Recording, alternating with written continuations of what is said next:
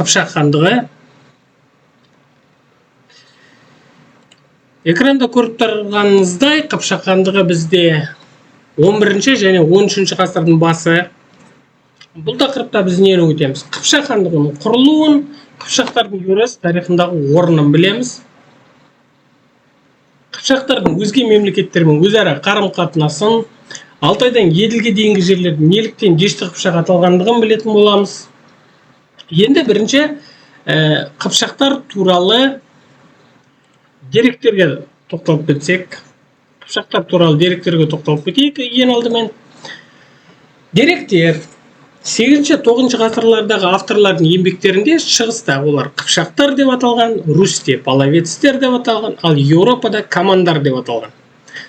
Шығыс тарихшылары мен орыс жылнамашылары қыпшақ половецтердің саны көп, күшті тайпа екендігін және оны бүкіл ұлы даланың солардың атымен аталатынын жазған.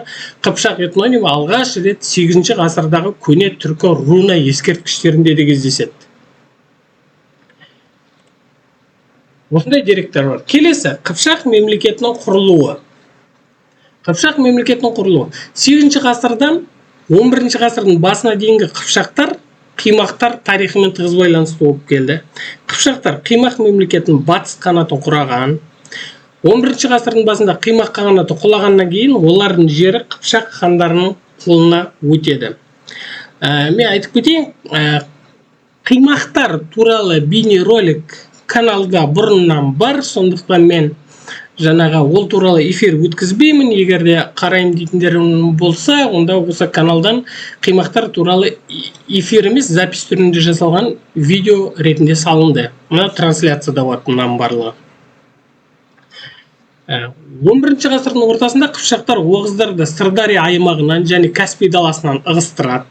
Осы кезде қыпшақтар Еділден өтеді, бірқатар тайпаларды бағындырады, сөйтіп Дунайға дейін жетеді.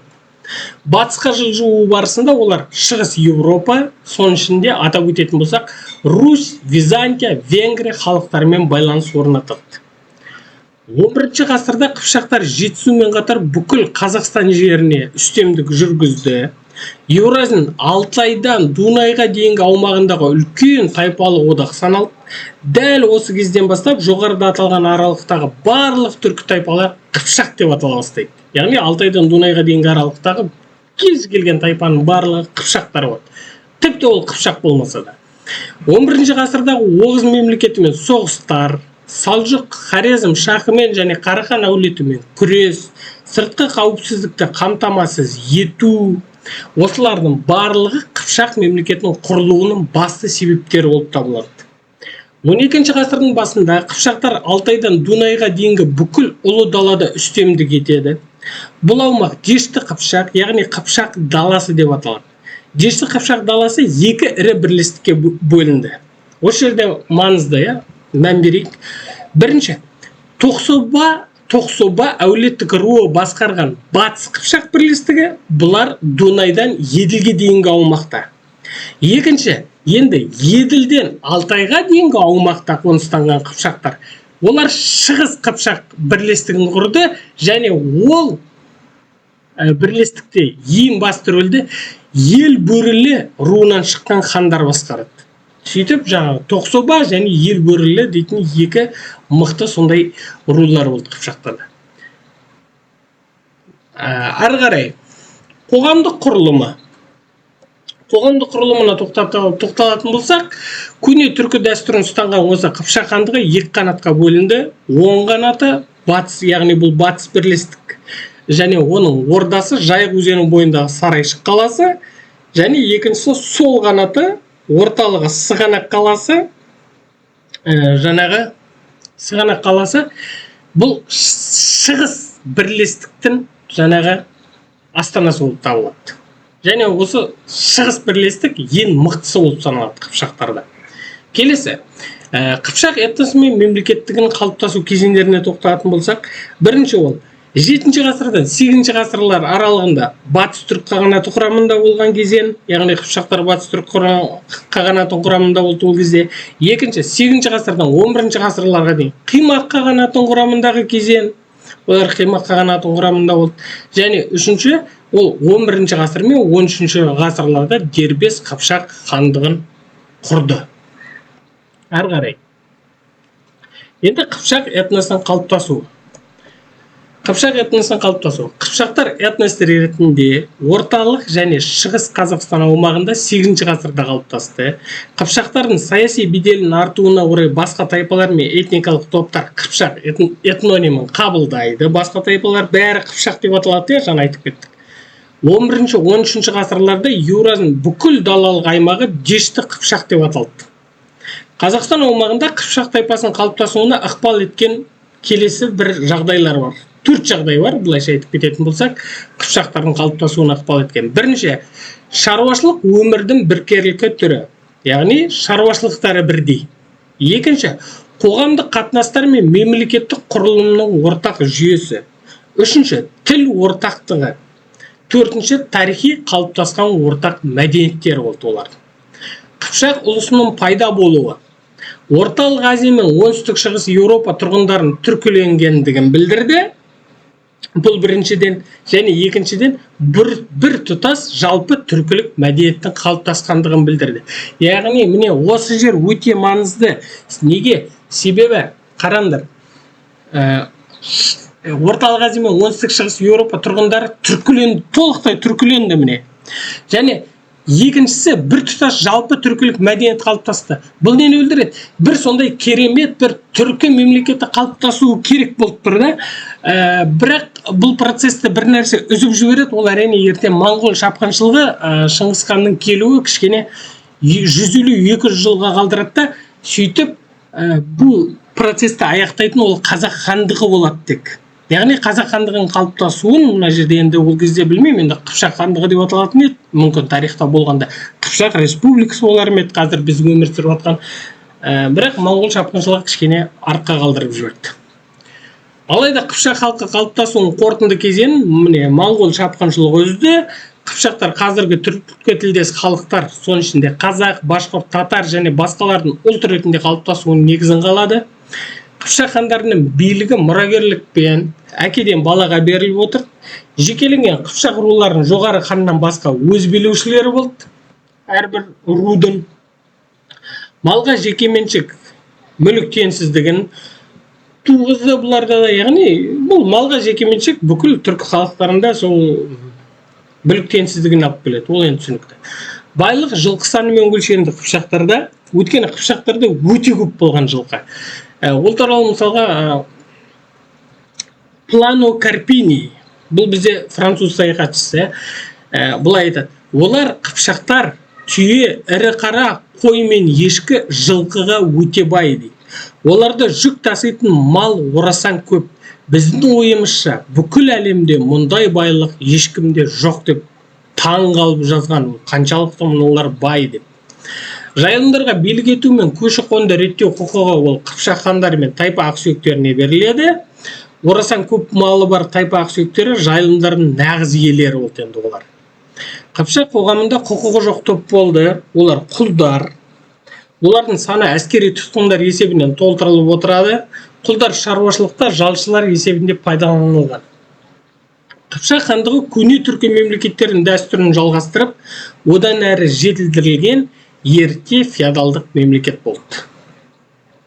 Енді ары қарай. Мұнда көрінбей тұр екен де, бұл Қыпшақтардың көршілерімен саяси қарым-қатынасы, мұны слайдта көрінбей қалған екен, жаңағы кешірерсіздер. Бірақ тақырыпшасы былай болады, Қыпшақтардың көршілерімен саяси қарым-қатынасы, көрші мемлекеттермен саяси қарым-қатынасы. Қыпшақтардың көршілерімен саяси қарым-қатынасы. 11-12 ғасырларда төменгі Сырдария бойындағы қалалар, Жент, Яңгикент және басқалары мен Маңғыстау Қыпшақ көсемдерінің қолында болды. Осы аумақ Қыпшақ хандары мен Орталық Азия билеушілері арасында кескілескен ұрыс алаңына айналады. Осы жерлер үшін олар төбелеседі, қырылады бір-бірімен. Махмұд Қашқари деректері бойынша Қыпшақ ақсүйектері Қарахан билеушілерімен өзара күрделі қарым-қатынаста болған. Исламды тарату мақсатында Хорезм шахтары мемлекетінің билеушісі Қыпшақтарға қарсы жорыққа шығады ислам тарату үшін. Алайда 12 ғасырдың екінші жартысынан бастап хорезмдіктер Қыпшақ ақсүйектерімен жақындасу саясатын жүргізе бастайды. Неге? Өйткені олар басында оларды күшпен алғысы келді. Соғыспен, бірақ қыпшақтарды күшпен алу мүмкін емес, жеңу мүмкін емес оларды. Олар мықты жауынгерлер, сондықтан олармен жақындасып, қалай айтады? Күшпен алуға болмаса, демек дипломатияға көшеді. Дипломатиялық жолмен жаңағы басып алуға тырысады. Енді хорезмшақтар мемлекетін билеушісінің бұл саясатта мынандай мақсаттары болады. Біріншіден, қыпшақтардың бүкіл ақсүйек қауымын ислам дініне енгізу. Екінші, мемлекеттің қуаттылығын әлсірету. Үшінші, қыпшақ әскерінің өз мүддесіне пайдалану. Өйткені олар өте мықты әскер болған. Енді Қыпшақ хандары хорезмге қарсы күресті жалғастыра береді. Қыпшақтар мен хорезмдіктердің күресін біржолата тоқтатқан ол моңғолдардың жаулап алушылық жорықтары болып табылады. Былайша айтқанда Шыңғысхан келді, хорезмді де алған шығарды, біздің қыпшақтарды да жеңіп тастады. Болды. Все, қойды сонымен. Былайша айтқанда болды, төбелеспеңдер деген сияқты. Жақсы, кешіріңіздер, кішкене сондай не. Қыпшақтардың славян тайпаларымен қатынастарын ғалым Пархоменко жылнамалардағы Қыпшақ эпосын арқадай жалғастырайық. Қыпшақтардың славян тайпаларымен қатынастары туралы орыстың ғалымы Пархоменко деген жазып кеткен. Жылнамалардағы дейді, бұл жылнамалар деп отқан орысша летопись дейді. Орыс князьдерінің, яғни Ресейдің тарихы ғой, ерте Ресейдің Киев Русінің тарихы. Жылнамалардағы Қыпшақ эпосының іздері дейтін еңбекте біздің жылнамалар дейді 12 ғасырда Рустың ақсүйек тобы мен қыпшақтар арасында тығыз байланыстар болғандығына ешқандай күдік тудырмайды дейді. Рустың даламен үнемі дерлік жаугершілікте болды дегені ойдан шығарылған жалған тұжырым дейді. Яғни орыстармен, славяндармен, Киев Русымен үнемі соғыс болмаған шын мәнісінде. Көне славян әскери лексикасының қайнар көздері славян-түрік бірлігі дәуіріне жатады. Орыс тіліндегі әскери іске байланысты колчан, булат, караул, есаул, атаман, богатырь және тағы басқа бірқатар ұғымдар көне түркі тілдерінен алынған сөздер бұлар. Олжас Сүлейменов Азия дейтін кітабында бейбітшілік пен достық кезінде ғана славян тіліне түркі сөздері ене алады деп атап өтеді. Бұл деректер моңғол дәуіріне дейін түркілер славяндармен тығыз қарым-қатынаста болғандығын айғақтайды. Қыпшақтар 11-13 ғасырларда Дунайдан Алтайға дейінгі кең байтақ аумақта қоныстанып, әлемдік өркениетке олар үлкен зор үлес қосты. Енді осындай оқиға куәгерлер мен тарихшылардың деректері дейтін бар бізде. Соның ішінде Ибн Хордадбек 9 ғасыр ортасында өзінің жолдар мен аймақтар кітабында былай деп жазған екен. Жаңағы бұл кітапта ол Амудария өзен арғы және бергі бетін мекендеген қыпшақ тайпалары мен оның 16 қаласы жайлы мәліметтер келтіреді. Екінші бір тарихшы жаңағы Ибн Батутта дешт деген сөз дейді. Түркі тілінде дала мағынасын білдіреді дейді. Дала бұл жасыл гүлденген аймақ, онда ағаш та, тау да, төбе де, белес те жоқ. Бұл далада арбамен ғана жүреді, ол 6 айлық жолға созылады дегенді білдіреді дейді. Міне осындай жаңағы деректер келтіріп кеткен. Яғни бүгіндікке эфир осы жаңағы біз Оғыз қағанат туралы айтып кеттік және Қыпшақ хандығын айтып кеттік. Білмеймін, екі тақырыпта бірдей алған бұл дұрыс па, дұрыс емес па, оны комментарийға жазып қалдырыңдар. Сұрақтар болса да сонда жазып қалдырамыз және ұсыныстар болса да қалдырамыз. Жақсы, сау болыңыздар, рахмет.